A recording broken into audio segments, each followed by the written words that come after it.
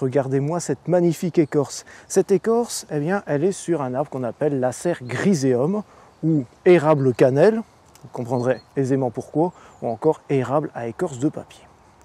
L'Acer griseum pousse environ dans la Chine centrale, on va dire cette zone de répartition géographique-là, et fait partie de la famille, comme tous les érables, de la famille des sapindacées. Rien à voir avec un sapin, c'est à cause du genre Sapinda qui a donné le nom à cette famille.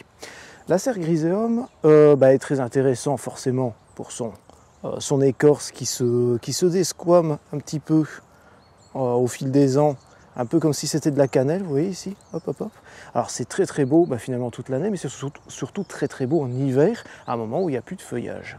Car effectivement il y a bien un feuillage, mais le feuillage est caduc, il va virer à l'orange. Ici on est encore fin octobre, ça n'a pas encore changé de couleur, mais ça va virer à l'orange avant de tomber forcément pour l'hiver.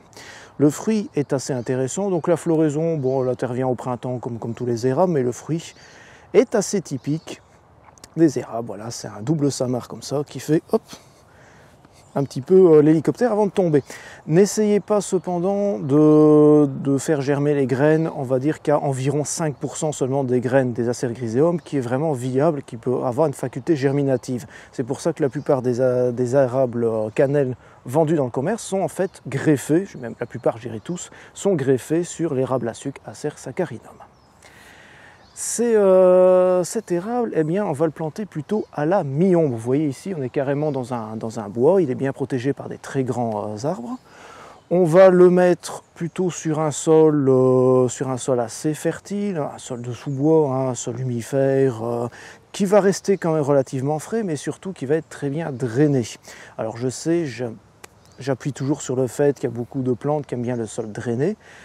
Que faire si, justement comme chez moi, avec une terre argileuse, on n'a pas une terre bien drainée? Eh bien, il faudra, à la plantation, mélanger, évitez le sable quand même, mais mélanger avec du gravier par exemple, ou des billes d'argile, et le gravier, mélangez-le à la terre. Évitez de le mettre seulement au fond du trou à la plantation. Parfois, ça fait un peu pire que mieux parce que ça attire l'eau. Donc, mélangez-le à la terre, ou plus simplement, plantez votre érable un petit peu surélevé sur une butte. Voilà, ça ira très bien. Cet érable, eh bien, ça a une croissance assez lente, donc c'est parfait, je trouve, pour les petits jardins. Vraiment, ici, il est déjà très âgé. Au bout de quelques années, il finira par faire 5 mètres, 6 mètres de haut et environ 4 mètres de large, mais ça pousse relativement lentement, donc dans les petits jardins, c'est une très bonne solution.